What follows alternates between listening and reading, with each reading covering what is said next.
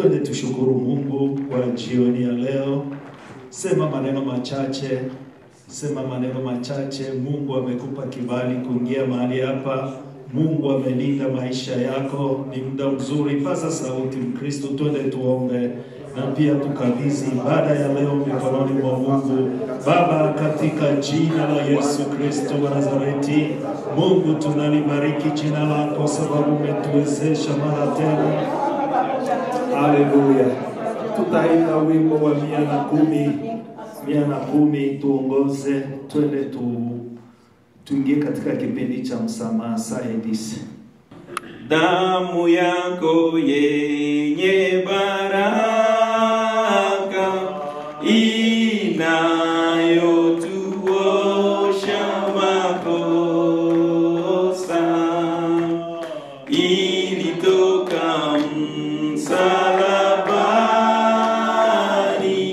Bwana Yesu ulipokufa. Wastahili pata hukumu, nasi wezi mimi kujiosha.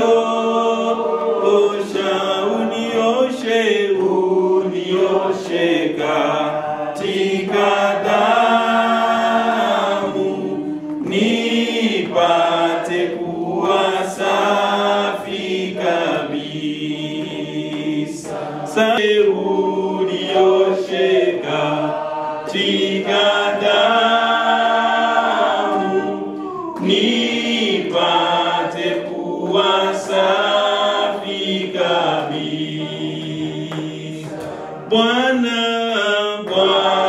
nimefika karibu, unilinde kwako milele. Ufungue kila kikamba, unijaze moyo mwenyewe. Na karibu ya msalaba, ninataka hata kufa kwangu. Unioshe katika damu, nipate kuwa safi kabisa. Twende tuombe maombi ya msamaha. Ni muda mzuri sasa kukaribia kile kijiti. Maandiko inasema ya kuwa kwa kupigwa kwake, kwa kuchubuliwa kwake, mimi na wewe tumepona. Na ndiyo muda mzuri sasa uangalie msalaba, na ndiyo nguvu ya wokovu wetu. Ni muda mzuri wa kutengeneza, ni muda mzuri. Ibada yetu ya siku ya kwanza baada karibu miezi 6 hatuonane, hatukusanyike, lakini tumepitia mengi. Ni muda wa kuanza maisha upya, ni muda wa kujikabidhi mbele za Mungu. Sahau ya nyumbani sasa, sahau yaliyopita. Mungu anataka kuita, ukimuita maandiko inasema naye ataitika. Bwana, angalia upendo wa Mungu. Amekupa baba, yuko hapa kijana wa kiume na wa kike. Omba msamaha mbele za Mungu. Ni siku mpya kwetu katika kanisa la Come to Jesus Ministries. Baba, katika jina la Yesu, mwamba imara, mimi ninayesimama mahali hapa, naomba unirehemu, nisamehe, naomba unioshe kwa damu yako. Takasa maisha yangu. Baba, usiku na mchana, maneno ninayosema yasiyokupendeza, nimepata kibali saa hizi ya kufungua kinywa changu na kusema, Mungu nioshe kwa damu yako. Nitakase Bwana, takasa kwa maovu, takasa kwa kutukana, takasa kwa kiburi, takasa kwa kusengenya, takasa kwa kwenda kinyume ya mapenzi yako, takasa kukaa kwenye baraza ya watu wasiostahili. Takasa Bwana, acha damu ya Yesu Kristo iendelee kutuosha. Tutumbukize kwenye kisima cha Betsaida, tuondoke huko tumetakasika. Asante Yesu. Pastor Emmanuel, shukuru Mungu na uwakilishe kipindi hiki. Baba, katika jina la Yesu Kristo Nazareti, tunakuja tena mbele yako jioni ya leo. Mungu wa upendo, tazama ni siku yetu ya kwanza katika nusu ya mwaka. Bwana, umetupa tena kibali ya kuja mbele yako. Kweli kuna mengi ambayo tuliyapitia Bwana. Neno lako linasema ni damu yako pekee ina uwezo wa kutakasa. Ndio maana Bwana wangu, kila yule ambaye uko hapa mbele yako leo amepiga goti ya rohoni, tukiomba msamaha Bwana kwa yale yote tuliyoyapitia Bwana. Kipindi ilikuwa ndefu, tulikuwa hatuna makazi, tulikuwa hatuende kanisani, kuna mengi ambayo tulishiriki Bwana wangu. Ninaomba msamaha. Wewe ndiye Mungu ambao una uwezo.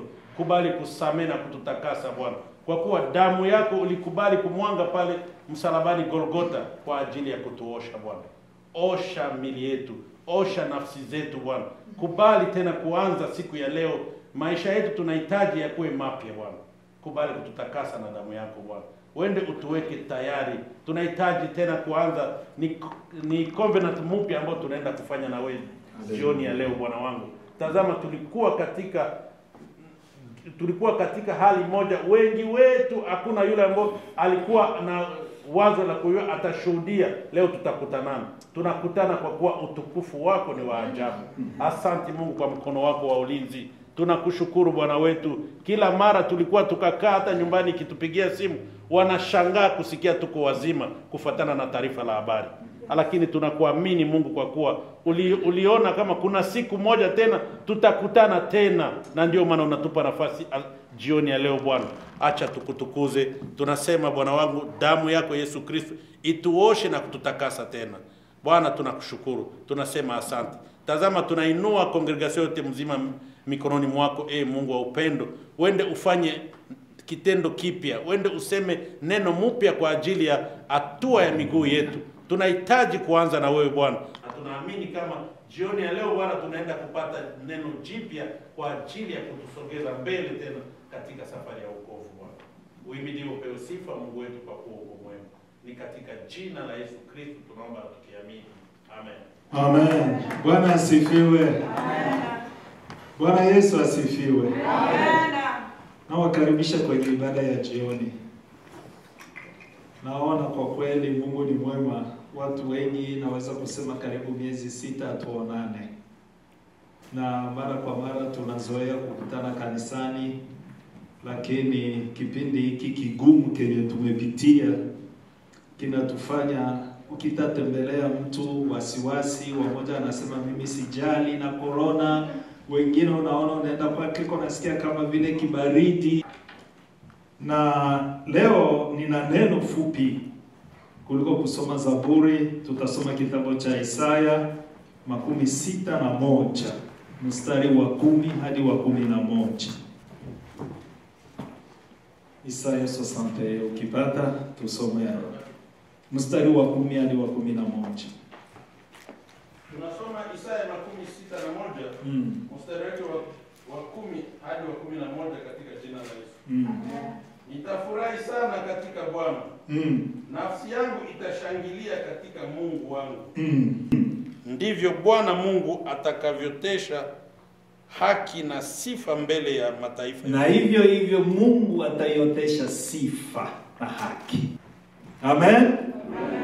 Na kuna wengi wanakaa miaka kazini sababu ya benefit, au sijui benefit ya insurance, au wengine benefit ya 401k. Ukipata miaka 65 au unapoanza kaa kunyumba, ukistaafu baadaye unaanza pokea cheki kila mwezi.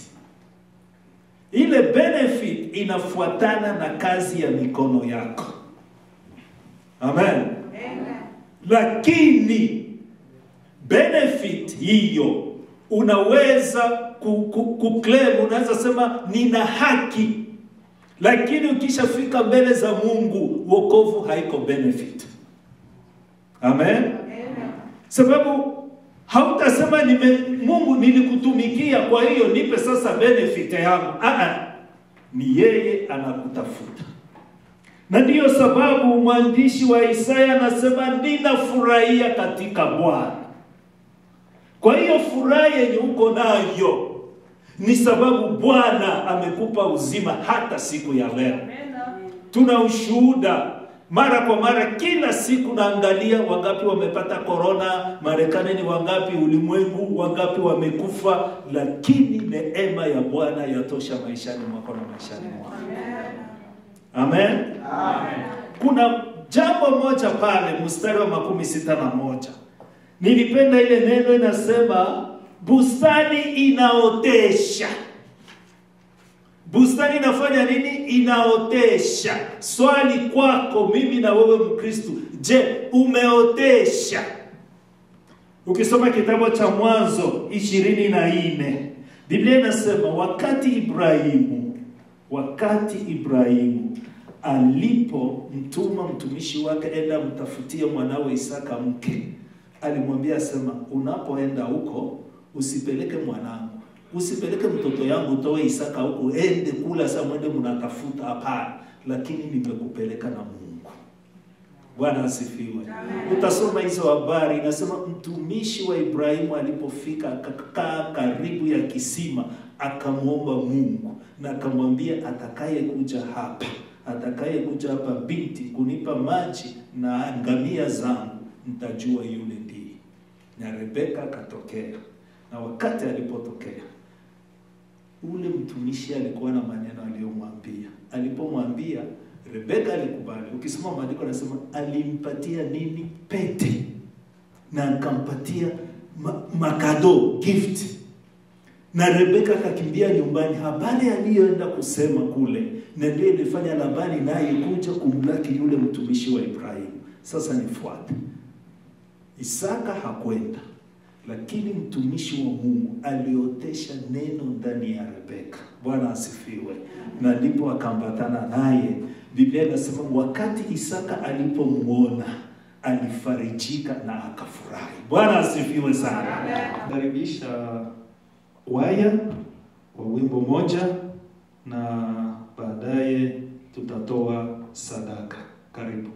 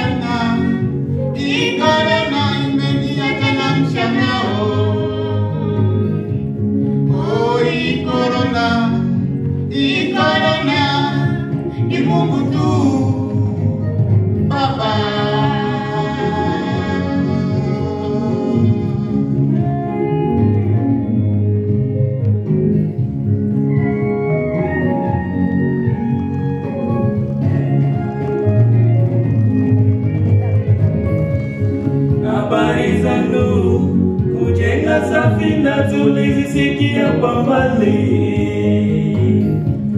habari za gharika tulihubiriwa kila leo, tukitoka kanisani tunasahau. Ndoto ya Farao ya miaka 7 Misri tukihubiriwa tunasahau.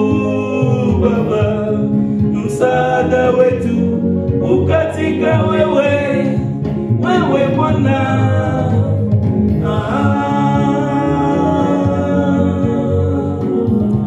Asante Bwana uzima kwa ulinzi wako. Sifa, tukufu na heshima ni zako Yesu.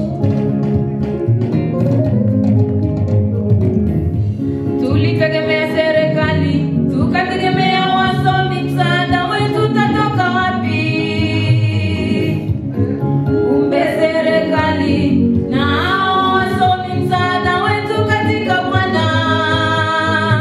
Nasema tulitegemea serikali, tukategemea wasomi, msaada wetu utatoka wapi? Kumbe serikali na hao wasomi, msaada wetu katika Bwana. Miguu yetu isogezwe, atulindaye.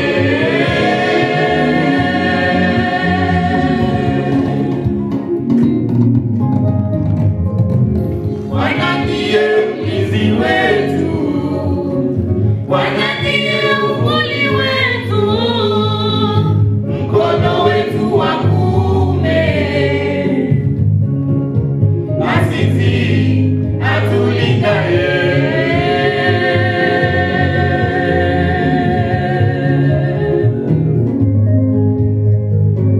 Bwana ndiye mlinzi wetu, Bwana ndiye uvuli wetu, mkono wetu wa kuume,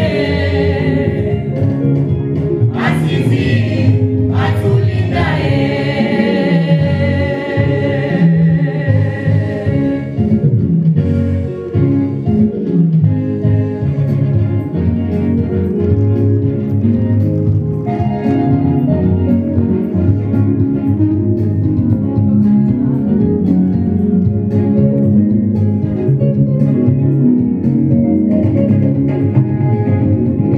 Tunakushukuru Mungu kwa ulinzi wako, umelinda uhai wetu uinuliwe. Tunakushukuru Mungu kwa ulinzi wako, umelinda uhai wetu uinuliwe. Utukufu, sifa na heshima ni zako Yawe, twatembea kwa kishindo, maana tuna wewe. Tunakushukuru Mungu kwa ulinzi wako, umelinda uhai wetu uinuliwe. Tunakushukuru Mungu kwa ulinzi wako, umelinda uhai wetu uinuliwe. Utukufu, sifa na heshima ni zako Yawe, twatembea kwa kishindo, maana tuna wewe. Tunakushukuru Mungu kwa ulinzi wako, umelinda uhai wetu uinuliwe. Tunakushukuru Mungu kwa ulinzi wako, umelinda uhai wetu uinuliwe. Utukufu, sifa na heshima ni zako Yawe, twatembea kwa kishindo, maana tuna wewe. Kuna kama wewe. Tunakushukuru Mungu kwa ulinzi wako, pokea sifa Baba, umelinda uhai wetu uinuliwe. Kama wewe. Tunakushukuru Mungu kwa ulinzi wako, umetulinda, umelinda uhai wetu uinuliwe. Jehova, utukufu, sifa na heshima ni zako Yawe, twatembea kwa kishindo, maana tuna wewe.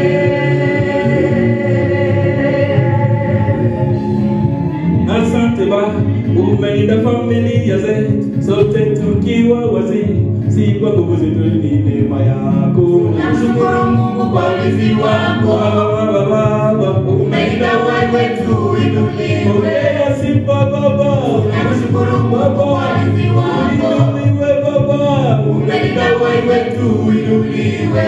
Jehova, utukufu, sifa na heshima ni zako Yawe, twatembea kwa kishindo, maana tuna wewe.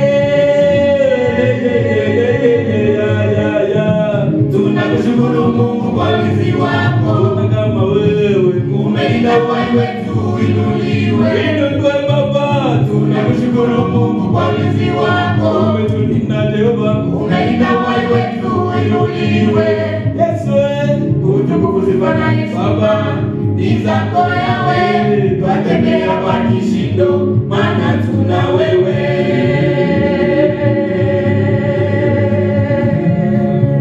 Asante Baba, umelinda familia zetu sote tukiwa wazima, si kwa nguvu zetu, ni neema yako. Tunakushukuru Mungu kwa ulinzi wako. Pokea sifa Baba, umelinda moyo wetu inuliwe Baba. Tunakushukuru Mungu kwa ulinzi wako. Baba, umelinda moyo wetu inuliwe. Yesu, utukufu sifa na heshima ni zako Yawe, twatembea kwa kishindo, maana tuna wewe. Tunakushukuru Mungu kwa ulinzi wako. umetulinda Jehova, umelinda moyo wetu inuliwe. pokea sifa. Tunakushukuru Mungu kwa ulinzi wako. Kama wewe, umelinda moyo wetu inuliwe. Yesu, utukufu sifa na heshima ni zako Yawe, twatembea kwa kishindo, maana tuna wewe.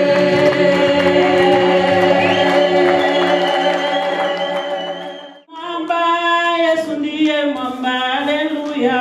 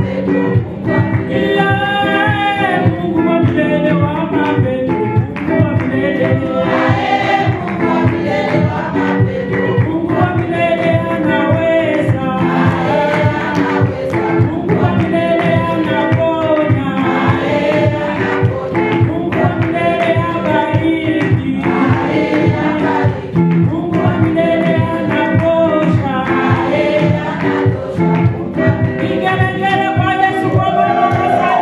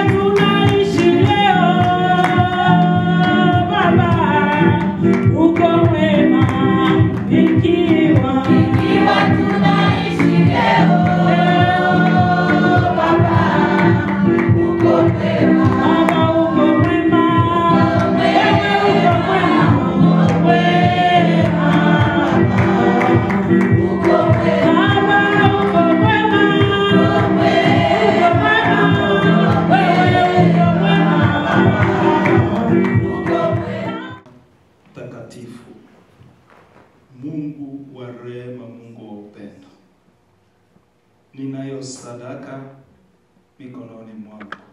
Sehemu ya 10, sadaka ya shukurani, sadaka ya kawaida. Bwana Yesu, bariki watakatifu wako. Mikono iliyofanya kazi inanyosha Bwana, inanyoshwa hapa kama vile shukurani. Tunashukuru Bwana sababu utaendelea kutupatia afya, utaendelea kutuwezesha hata mahali tunaposimama usiku na mchana kwa kutafuta mkate. Bwana Yesu, tunaomba uzima wako na damu ya Yesu Kristo iendelee kutuzunguka. Umpe neno la uzima na asimame kwa ujasiri, ni katika jina la Yesu. Amen. Amen. Tunakaribisha mhubiri, tupige makofi na vigelegele kwa jina la Bwana Yesu libarikiwe sana. Amen. Tunashukuru Mungu kwa kupata neema tena. Mungu ametupa kibali tena cha kuona tena jioni ya leo. Danieli sura yake ya 2 mstari wa 26 hadi 28 tunasoma katika jina la Yesu. Amen. Mfalme akajibu akamwambia Danieli aliyekuwa akiitwa Belteshaza, je, waweza kunijulisha ile ndoto niliyoiona na tafsiri yake? Danieli akamjibu mbele ya mfalme akasema, ile siri aliyoiuliza mfalme, wenye hekima hawawezi kumfunulia mfalme, wala wachawi, wala waganga, wala wanajimu, lakini yuko Mungu mbinguni. Afunuaye siri. Naye amemjulisha mfalme Nebukadneza mambo yatakayokuwa siku za mwisho. Ndoto yako. Simama hata pale pastor. Neno ambalo nataka uletire pale ni lile ambalo Daniel alimwambia mfalme, lakini yuko Mungu. Baada ya kutaja watu ambao mfalme alikuwa ameweka eko imani na matumaini, akamwambia wachawi, wanajimu, watu ambao wamekuzunguka hawawezi kamwe kuleta solution ya tatizo inayokutatiza. Baada ya kuwasema, akasema juu ya hao yuko Mungu aliye juu mbinguni. Haleluya. Lakini yuko Mungu. Lakini yuko Mungu. Neno ambalo ninataka nikwambie leo linalosema hivi, sitakufa kabla ya wakati wangu. Amen. Amen. Yes. Haleluya. Amen. Kwa usemi mwingine, sitakufa premature, sitakufa kabla ya wakati wangu. Maana nilisema kwa ibada ya kwanza, ukijua sababu ya wewe Mungu kukupitisha katika kipindi hiki, ukilijua hili jambo, ukilitunza, ukitembea kwa kujua kwamba niko kwa sababu ya kusudi la Mungu, nilitimize kusudi la Mungu, utajua jambo moja, hautakufa kabla ya wakati wako. Nikasema neno linalosema kwenye kitabu cha Samueli wa kwanza, watoto wa Eli walienda kunyanyua sanduku la Mungu bila kujichunguza maisha yao. Biblia inasema wao walikufa, sanduku la Mungu likabaki liko hai. Kwa nini? Kwa sababu lilikuwa ni sanduku la Mungu, lakini walienda kulinyanyua bila utaratibu. Walienda kulinyanyua kwa mazoea. Walienda kulinyanyua kama vile ni sanduku la baba yao, lakini hawakujua ni sanduku la Mungu. Na ndio wakati walipokufa, sanduku liliingia kati ya nyumba ya Dagoni. Dagoni akapigwa kifurifuri. Sanduku la Mungu alikuvunjika mumikono ya maadui. Sanduku la Mungu alikuweza kukaa ndani ya nyumba ya maadui, walifunganiana kwa sababu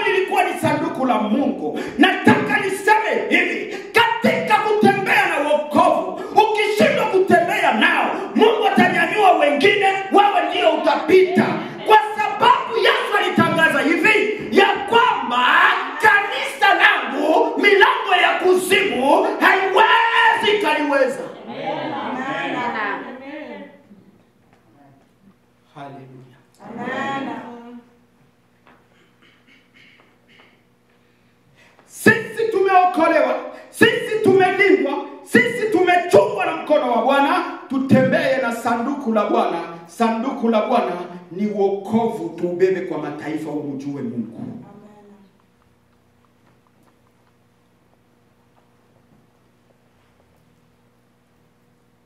Maandiko yanasema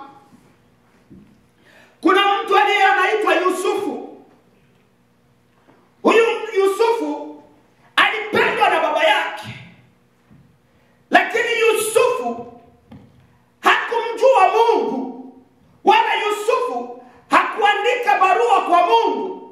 Mungu, Biblia inasema hivi, Mungu afanye kikao na wanadamu. Aliamua yeye mwenyewe kumchagua Yusufu, akasema katika huyu nitalitembeza sanduku langu la wokovu kwa taifa la Israeli. Haleluya. Amen. Kupitia Yusufu nataka niyatimize mapenzi yangu, nitatimiza misio yangu. Kiapo nilichomwapia Yakobo nitayapitisha ndani ya Yusufu. Na maandiko yanasema Yusufu akaiota ndoto. Alipoota ndoto, Yusufu akabebea ndugu zake, akawaambia aliyoyaona. Ni wao wa ndugu yake walioleta tafsiri ya ndoto, sio Yusufu. Yusufu aliwaambia ndoto. Ina maana mimi ninasema hivi, kipawa kilichokuwa ndani ya Yusufu na ndugu zake walikuwa nacho, lakini wao walikitumikisha kwa wivu na chuki. Amen. Maana ni wao waliomtafsiria Yusufu aliyoyaona na ilikuwa ni kweli. Yusufu akawaambia, wakatafsiri. Na baadaye maandiko yanasema Yusufu, ndugu zake wakaanza kumchukia yeye bila kujua. Yusufu wakaanza kumchukia bila kujua. Neno la Mungu linasema, na siku moja baba yake akamtuma yende angalie ndugu zake. Maandiko yananiambia Yusufu alienda. Yusufu alienda kwa moyo mkunjufu. Alibeba mikate, alibeba chakula, pasipokuwa na nongo na chuki na wandugu zake. Alijua ni wandugu zake. Na ndiyo maana jana nilisema kwenye maombi, watu wengi wa Kristo wanawatafuta wachawi. Wanasema wachawi waliwaroga, lakini haujui mtu aliyeokoka ni mchawi kuliko wachawi. Unapomtakia mabaya, yeye hana mabaya na wewe, atakukuia mchawi ndani ya maisha yako. Amen. Yusufu akabeba. Maandiko yanasema walipokuwa Yusufu angali kwamba hawakusema tazama ndugu yetu hana viatu, tufanye jinsi apate viatu. Hawakusema tuangalia ndugu yetu nguo yake inapasuka. Biblia inasema wakaunda njama wao kwa wao, wakijua hakuna naye anaowasikia, wakijua Yusufu hawasikii. Lakini Daniel anasema pamoja na mbinu walizozifanya, yuko Mungu aliye juu alikuwa akiwachungulia wanayoyasema na kuyapanga. Maandiko yanasema Yusufu gisi alivyokuwa anasogea ndivyo na wao wanapanga. Lengo moja, lene walifika kuconclude. Walisema hivi, tumuue na tuone kwenye hizo ndoto zake zitatimilikia. Tumuue tuone kwenye hizo ndoto. Wanapanga kifo, lakini yuko Mungu. Kusudi lililokuwa ndani ya Yusufu halikuwa la kwake, lilikuwa kusudi la Mungu. Amen. Na Ayubu anasema makusudi ya Mungu hayawezi yakazimilika. Wao wakajua kwamba Yusufu kuwa pembeni ya baba yake, Yusufu kuwa nao katika nchi ya Kanaani, ndiko kwenye atainuliwa na kubarikiwa. Wakapanga kwamba wamuue. Maandiko yanasema kwa dakika chache wakabadilisha, wakasema hapana, tumudumbukize ndani ya shimo. Wao mara nyingine wakasema hapana, tumuuzishe. Inawezekana baraka zake, kuinuliwa kwake ni hapa, lakini tukimtuma mbali wakimuuza, wakimpeleka sehemu ambako hatutajua. Huko haitajulikana, ndoto zitakuwa zimepotea. Lakini hawakujua neno moja. Katika kitabu cha Kumbukumbu la Torati, Mungu haweki mipaka ya baraka yake. Anasema mtabarikiwa mjini na mtabarikiwa porini. Amen. Watu wengi mioyo inahangaika. Tunashindwa kujiconnect na Mungu. Ukienda Kanada, wa Kanada wanalilia kuja Marekani. Wa Marekani wanasema ningeenda Australia. Wa Australia wanasema ningeenda Norway. Wengine wanasema ningeenda huku na huku. Mwisho akili zinafika mwisho wanasema afadhali ningerudia Afrika. Kwa sababu tunajua kubarikiwa na kuinuliwa ni katika nchi fulani. Hiyo ni kumpunguza Mungu na kumwekea mipaka. Mungu ni Mungu ambaye anasema mjini, porini. Aseme iwe usiku iwe mchana. Ndivyo anasema kwenye kitabu cha Kumbukumbu la Torati. Sasa walipounda njama, wakaunda njama, mwisho wakasema tumuuzishe. Wakamuuzisha. Ninabarikiwa wakati Yusufu anajitambulisha kwa ndugu zake. Kwa ndugu zake, mimi sijui kama ingelikuwa ni wewe. Sijui kama ingelikuwa ni wewe. Biblia inasema Yusufu alikuwa na hekima ya Mungu. Walipokuja Misri, Yusufu aliwajua, wao hawakumjua. Alafu Yusufu alishakuwa amejawa Kiarabu sasa. Anaongea Kiarabu. Sasa akatafuta mtu mwenye kujua Kiebrania. Akawa mkalimani. Wandugu zake wanasema, Yusufu naye anasema, waambie. Alafu ilifika hatua anawauliza, mwe mko wapelelezi, tunajua zile habari. Wakaanza wakajitetea. Na baadaye Yusufu akawauliza swali, mumetoka wapi? Wakaanza kusema tumezaliwa hivi na ndugu yetu mmoja alikuliwaga na mnyama. Waliposema vile, Yusufu akashindwa kuresiste mbele yao. Akasikia kukimbia ndani ya chumba kulia. Na wakati wa kulia alipiga kelele akasema, waondoe mbele yangu. Wao wakazania Yusufu, huyu mtu ni mtu ambaye anataka kutumaliza. Kumbe Yusufu kilichokuwa kinachemka ndani yake ni kusema, ndugu zangu hawajui mpango wa Mungu jinsi ulivyo. Hawajui wanayeongea naye kwamba mimi ndiye.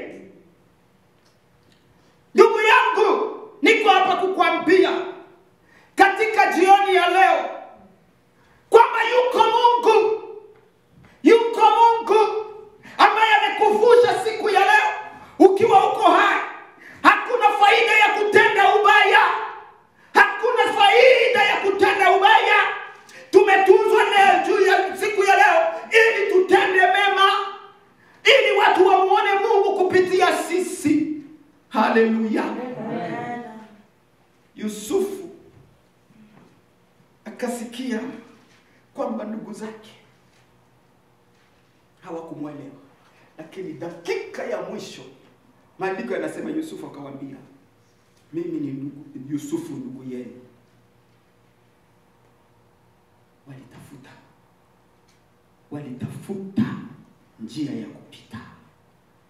Walitafuta njia ya kupita. Lakini kitu kinachonibariki kwa Yusufu, kuna mambo aliyojitambulisha kwao. Aliwaambia, msijihukumu kwa sababu Mungu alinitanguliza mimi huku kwa ajili yenu mwenyewe. Sikiliza. Mungu kumuinua Yusufu hakuwa na mjibu Yusufu. Mungu alikuwa na jibu Yakobo. Maana Mungu alikuwa amemwapia Yakobo kwamba sitakuacha. Kwa hiyo Mungu akamnyanyua Yusufu ampitishie yako jibu la Yakobo. Na ndiyo maana Yusufu akujisifu mbele ya ndugu zake. Maana alijua Mungu alinichagua tu mimi niwe jibu kwa ajili yenu. Anayajibu ni maombi ya baba yangu.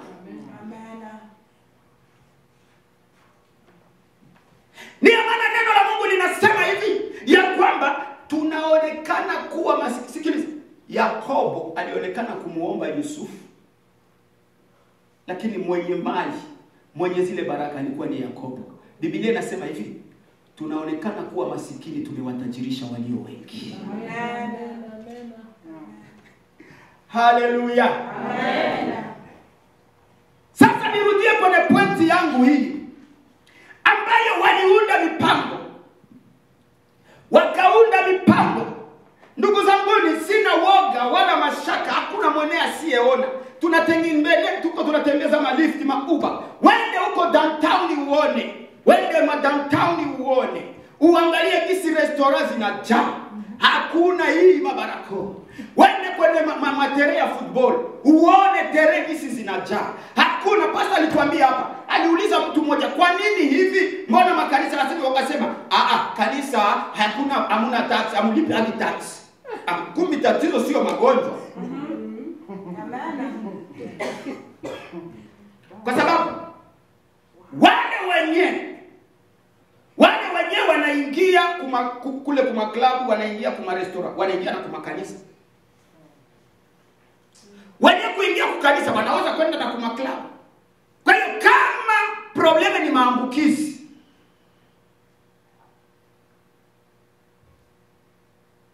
ni magonjwa ambayo tumeyaona ya kwamba tangu yalianza watu wanaanza kutangaza vifo vyenyewe vitatokea kabla watu hawajakufa. Na tunasikia kila siku kuna mipango inapangwa. Lakini nakumbuka neno la Mungu akikupa usisite kulitamka juu sio la kwako. Kama tulipoingia, Mungu alisema kwenye Yohana 14:1, akasema hivi, mmemwamini Baba, mniamini na mimi. Point. Amen. Haleluya. Amen. Wanapopanga nataka nikwambie, hata kama mbinu zinaweza zikapangwa, baada ya kupangwa na kusaini, yuko Mungu aliye juu ya saini zao. Yuko Mungu yuko juu ya mbinu zote. Mwana wa Mungu, ninataka nikwambie ndugu yangu, kuko sababu kubwa ya mimi na wewe Mungu ametupitisha kwenye kipindi hiki. Ni wakati nilisema kwenye ibada ya kwanza ya kwamba ni wakati wa kujipanga na kujichunguza jinsi ambako wewe unavyotembea na Mungu, ili tuweze kurekebisha, tutembeze maisha ya wokovu, watu waokoke kupitia sisi, watu wamjue Mungu, tutoke katika injili ya fanatisme. Wanamrudika vyao vya kanisani, na kwa sababu Mungu haziakiwi, unakutana mtu anaondoka. Sikia, neno la Mungu ni konkasero, ukisimama mnjia litakubomola. Hakuna mtu anaweza kanizuia. 12 walibeba injili, 12 walijaribu kuwazuia, haikuwezekana. Hakuna mtu anaweza kuizuia injili. Kila anayetaka kuizuia injili kwa machafuko atatoka munjia, injili itaendelea mbele. Ndio maana tubadilike. Ujumbe wangu ni kubadilika. Tusishukuru tu Mungu, umenipitisha kwenye corona, tubadilike ili kusudi watu wakituona wamuone Yesu Kristo. Na Bwana Mungu akituona sisi tunatembea, kwamba watu wanamjua yeye kupitia sisi, siku ziko mikono yake. Wakristo, nilisema ibada ya kwanza, Wakristo wengi wanapenda wahubiriwe kwamba unaona, ukikufa sasa hivi utaenda wapi? Tunajiandaa juu tukufe twende sehemu. No, tuyatengeneze maisha sio juu ya kufa, lakini kwa sababu tuibebe injili mbele, ili watu wamjue Yesu kupitia sisi. Na ndiyo sifa ya Ukristo. Mama, baba, kijana uliye hapa, tutoke katika distraction ambayo wanatuambia kwamba unajua mtu kijana hawezi kutembea na wokovu uko nguvu. Wokovu wakina Ibrahim, wakina Daniel walienda wakiwa watoto wadogo. Watu walimjua. Soma Biblia yako utaona watu waliotembea na Mungu wakiwa vijana. Kwa hiyo tubadilike, tumrudilie Mungu, tutembee katika njia ya kweli. Na kanisa hili tumeliita jina Come to Jesus Ministry. Haiko come to Lupande, haiko come to Polydor, haiko haiko come to Emmanuel, haiko come. No, ni come to Jesus. Na watu wanaotaka kuja kwa Yesu wanahitaji kutembea maisha Yesu anayoyataka. Amen. Sio entreprise tumefungua, sio biashara. Ingalau hapa ukienda kubenki kuweka hii sadaka ya kanisa wanasema ni juu ya business. Juu ya kanisa bwana. Business. Ndio si wanaitaka. Hawajui mambo ya kanisa, wanasema iko business. Lakini kuiita business, ukisoma kitabu jina ambalo Danieli alipangwa, haikuwa jina baba yake na mama yake walimpanga. Ni jina ambalo alipangwa la miungu ya kule, lakini haikubadilisha Mungu aliye ndani yake. Amen. Hata waweza kubadilisha, lakini usibadilishe kusudi la Mungu ndani yake. Amen. Ndugu yangu, avant corona watu walivunjika moyo. Mimi naona wananiangalia mbaya. Mimi naona nataka niache mambo ya Kristo. Mimi naona. Lakini Biblia inasema walimuundia Yusufu njama kwa mbali. Walimwangalia kwa mbali, wakapanga, wakakusudia, wakasaini, lakini sababu Yusufu alihangaika yeye tu na kubeba mpango wa Mungu ndani yake, mengine aliyamwachia Mungu. Haleluya. Amen. Na Ukristo hapana kuwa na maisha ya Ukristo ya kuambia watu kwamba hata nikikuvunja moyo endelea. Hapana. Mkristo sio wa kuvunjana moyo. Mkristo ni mtu wa kuinuana, wa kushikana mkono. Huyo ndiye Ukristo. Tuache Ukristo wa ujanja. Mtu anakuja karibu ya mtu anasema unajua tuko tunaenda mbinguni, tupendane. Unasema tupendane juu mwenzako upate hisia ya kumfunga mikono. Yeye aamini kwamba unakuja kwa upendo, afanye hivi mikono mfunge, lakini wewe ndani yako ule upendo hauko. Ukristo lazima mimi na wewe watuone jinsi tunashikamana, walio pembeni waje wajiunge na sisi. Amen.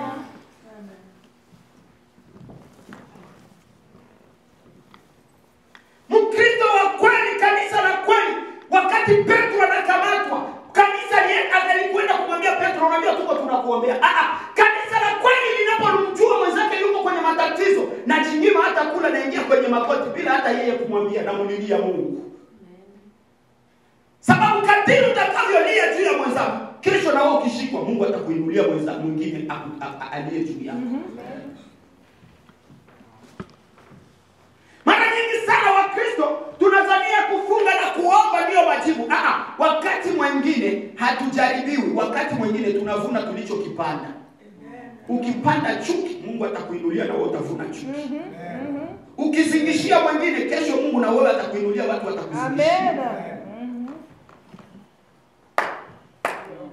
Hii kuvuna, kama unataka uende kwenye Wagalatia uchane hiyo karatasi inasema utavuna ulichopanda. Amen. Haijapanda na kuokoka sana. Uokoke, utavuna ulichopanda. Lazima tutembee kama watu wa Mungu. Tutembee kama Wakristo. Acha wapagani watupiga vita. Acha kama ni Mrundi aliyekuwa nje anapigwa vita na Warundi wako, akikimbia akifika kanisani anasema nimepumzika. Kwa nini? Hakutani Warundi, amewakutana kondoo za Bwana. Hata kama ni Mkongomani amepigwa vita na Wakongomani huko, akikimbia akiingia kanisani anasema nimepumzika. Juu ya nini? Amekutana na wana wa Mungu. Ama mzungu anapigwa vita, aje anakimbia, akiingia akutane anasema nimepumzika. Kwa nini? Kwa sababu nimekutana na wana wa Mungu.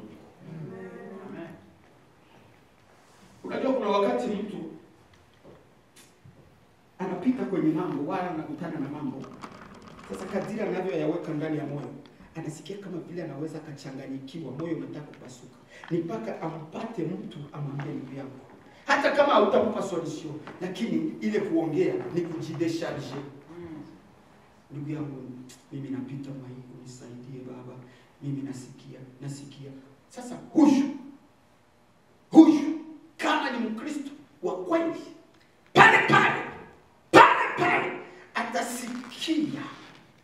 Na jambo la kwanza, atatunza siri ya yale niliyomwambia. hatapata matangazo. Haleluya. Hatapata matangazo. Hatapata matangazo.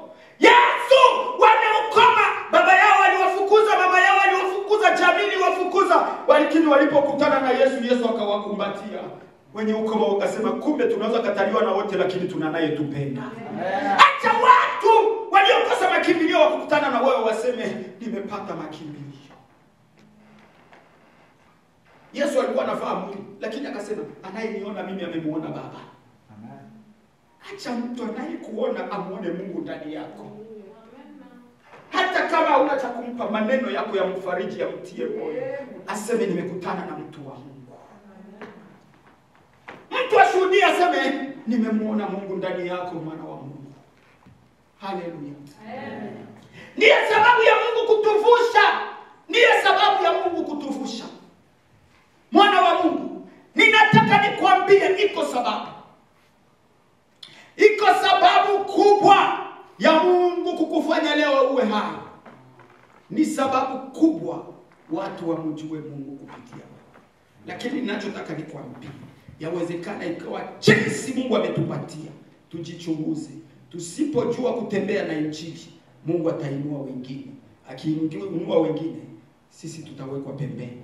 Lakini sikuombei uwekwe pembeni, na kuombea Mungu akupe ufike kama ile wakati Yusufu alipojitambulisha katika kitabu cha Mwanzo kule kusenkanti kule, kuko neno aliwaambia, akasema Mungu amenitunza hadi leo.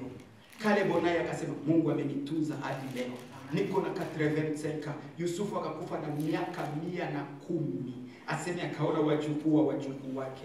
Ninaomba Mungu akupe neema, utembee na wokovu, ili kusudi uweze kuona wajukuu wako. Uwe na maono ya mbali, hapana maono ya kufa jioni. Hapana sema sijui kama ndaamuka. Mambo ya kulala na kuamka muachie Mungu. Wewe tembea ndani ya wokovu. Maana siku za mwanadamu ziko mikono ya Mungu. Wachawi au ndugu yake na Yusufu walisema hivi, leo ndo fe yake. Kumbe ndio ilikuwa depare yake. Unajua ukitembea ndani ya Mungu, Mungu atasurprise watu. Kuna watu watakuja kwa maisha wao kuwaomba, watakuja, lakini wanakufaa ni punda ya wewe kupandia, wakusogeze mbele. Watu wa Mungu, sababu ya Mungu kunikutanisha na Emmanuel haiko kabila. Haiko kabila. State zilikuwa mingi, lakini Mungu ametukutanisha hapa. Watu wa Mungu wanajuaga ni jambo. Mungu kuwakutanisha haikuwagi barazani. Kuna jambo Mungu anataka.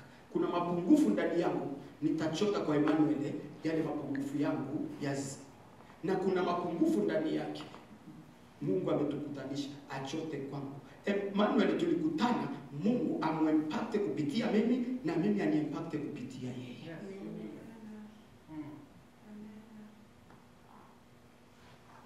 Haleluya. Mtu asikudanganya niko 100%. Uko na mapungufu, ndio maana Mungu amekukutanisha na mwenzako. Amen. Kwenye wewe uwezi, ndio kwenye huyo mwenzako anawezea. Na Mungu anataka hapo ndio kwenye uchotee. Amen. Tujenge kwa misingi na kusudi la Mungu, ili kusudi tunapoonana tuonane. Mama kutembea kama kuniona, moyo wake unapeperuka, sijui ule baba amelala aje. Hii wiki yote simuoni, anakosa amani. Akikosa amani juu yangu hawezi kosa kuniombea. Nikikosa amani juu yake siwezi kosa kumuombea, kwa sababu kuna connection Mungu ametuconnecte nayo. Tuwatambue watu ambao ni wapelelezi wa injili, wametuingia kati juu ya kutudivize. Ni watu wanakuja kupunguza nguvu za Mungu ndani yetu. Mimi na wewe hatuna uadui. Tuko watoto wa baba moja. Haleluya. Amen. Jina la Bwana libarikiwe. Amen. Tuende mbele. Mungu yuko na lengo. Mungu yuko na sababu. Mungu yuko na mpango. Mungu yuko na mpango mkubwa. Mungu yuko na sababu. Tuache kulimite maisha yetu. Sijui kama naamka kesho, vya kuamka sio vyangu. Sijui kama naamka siku ya pili. Hata ulale tongo macho hivi, huku nangojea. Njoo kama ni kifo kitazimilika. Hata ulale tongo macho hivi.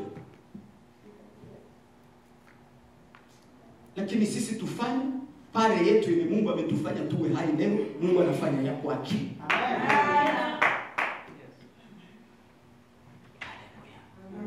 Na ili tuweze kushinda na kutembea, uwe mtu ambaye utajua. Unajua ukienda ukipiga wali utakula, ukisikia jiwe au utaumwaga wali wote, utatoa jiwe, si vile? Tujue jinsi ya kuchambua injili yenye kutuponya na injili ya kutuua. Injili yenye inakukaza ndani ya dhambi haiko ya kukuponya. Hata wakufariji wakupakale mafuta, ni injili haitakupa maisha marefu mbele za Bwana. Injili ya kukimbia dhambi ndio injili ambayo itakufanya utasimama siku moja useme kama Caleb, useme leo nina miaka 85 lakini ninaweza kupanda milima kama kijana wa Karanta.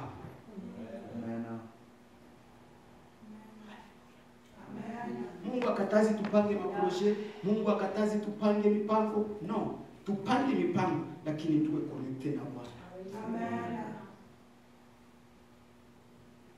Avant corona pelipitika mingi, kanisa lilichafuka, mwili wa Kristo ulichafuka. Mwili wa Kristo ulichafuka, unakutana na Kristo analia, akikuhadisia anakuambia, mwenzangu nilikuwa najua ni mwili katika mwili wako.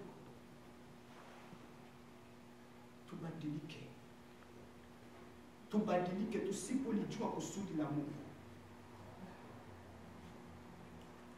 Mungu asitupe mgongo, lakini tunataka Bwana tuangazie uso wake. Tutembee ndani ya njia za Mungu. Haleluya. Amen. Tunashukuru Mungu. Takuita pastor tuombee, lakini napenda niwaambie neema ya Mungu Baba ambayo imetupitisha katika hii, tusicheze nayo.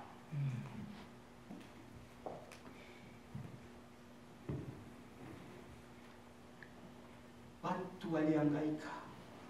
Nilikuwa nacheka watu wanasema Afrika kulipatikana majani wapi kule Morocco, sijui kwingine Amazone, ilikuja kwa Amazone. Akili za watu zile kwa Amazone kulikuja kuhivi na hivi, kuhivi na hivi, kuhivi na hivi. Watu wamezungusha akili, lakini Danieli anamwambia mfalme, mbona unahangaika? Yuko Mungu. Yuko Mungu. Anamwambia hao watu kunahangaika unaitaika. Hao watu kunatafutia kwa solution. Anamwambia yuko Mungu aliye juu ya mipango ya wanadamu. Aseme tena huyo Mungu anafunua siri.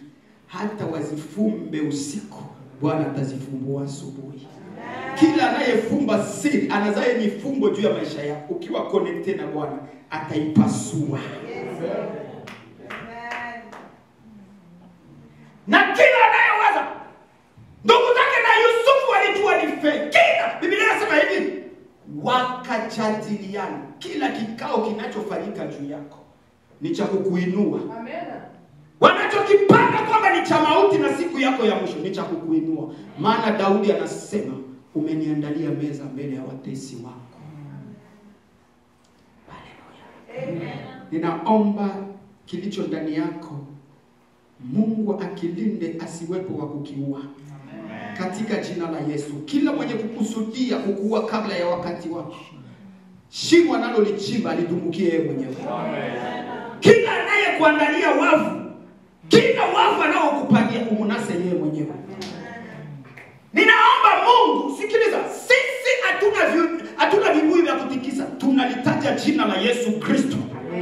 Nasema hivi kwenye madhabahu haya, kila mwenye aliyekula mkate wako lakini anakuchimbia shimo. Maana Yusufu alikuwa analeta mkate, lakini wao wakaandaa shimo. Lile shimo lilitoka ndani kwa kuinuliwa kwenda kuwatawala. Na Mungu akuinue mbele ya macho ya watesi wako katika jina la Yesu Kristo. Katika jina la Yesu, kila walichobloke, kila ambacho walichokiikalia, kila walichokikusudia, kila walichokipanga cha ubaya, kiwageukie. Yusufu alisema hivi, mulinipangia mabaya, Mungu akayafanya kuwa mema. Kila mabaya walioyapanga Mungu ayatransforme kuwa mema, na Bwana wabariki sana. Amen.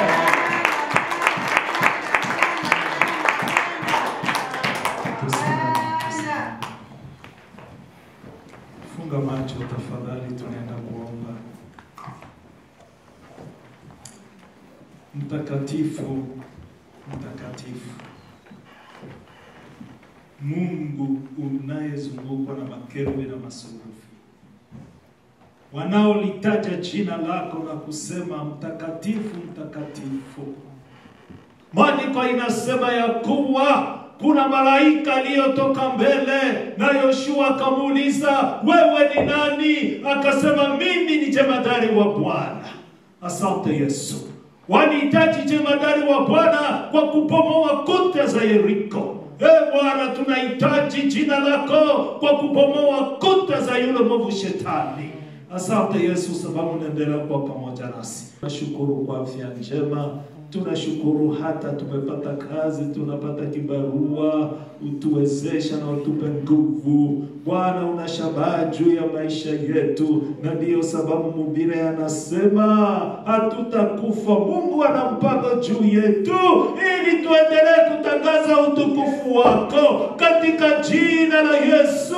Injili ni kulitangaza utukufu wako, sababu tumeambiwa ya kuwa watu watamwona Mungu kupitia sisi. Haleluya, hakuna mwingine. Sisi ni mabalozi wako. Kwa hiyo Bwana, tunaomba utupatie misio. Tunaomba utupatie shabaha na misio yako ili tuende tutangaze jina lako. Jina la Yesu linaponya. Jina la Yesu linaokoa. Jina la Yesu lina nguvu. Jina la Yesu ni ushindi. Jina la Yesu ndio bendera yetu. Haleluya. Asante mtakatifu. Jioni ya leo bariki watakatifu wako. Ona jinsi wanavyojitoa kwa ajili ya huduma hii. Yesu, hatuna chochote sisi wachungaji, bali tunawaweka mikononi mwako, Bwana wa zamani zote. Tembea pamoja nao kama ulivyotembea pamoja na wana wa Israeli. Maandiko yanasema ulitembea nao usiku na mchana. Haleluya. Tembea pamoja nasi usiku na mchana. Bariki waliosafiri, bariki wenye kutembea kwenye vyombo vya moto, uvuli wako utande juu yao. Katika jina la Yesu Kristo, amen. Twende na Bwana.